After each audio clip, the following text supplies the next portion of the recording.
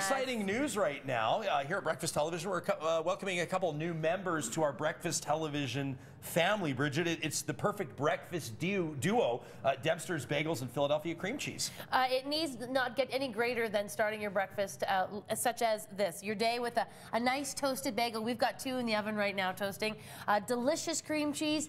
I'm wondering, are you like a herb and garlic kind of guy? Or are you more of just a plain, I want my Philly, I want it nice and like simple. Herb and garlic sounds kind of good. Did you know that Saturday is National Bagel Day, by the way? Are you serious? Oh, I'm serious. I heart the bagel, like quite seriously. Yeah. There you go. Nothing quite finer than a nice toasted bagel. So we're going to kick off our day with a Dempster's Bagel and some Philadelphia cream cheese. We encourage you to do the same. And we want to say to Dempster's and Philly, hey! Welcome to the family. Nice to have you Thanks aboard. for joining us. We got a good thing going here. I'm going to go old school. I'm going to keep it simple. All right, I'm going to load mine up too. When we come back, the whole news team ready to go.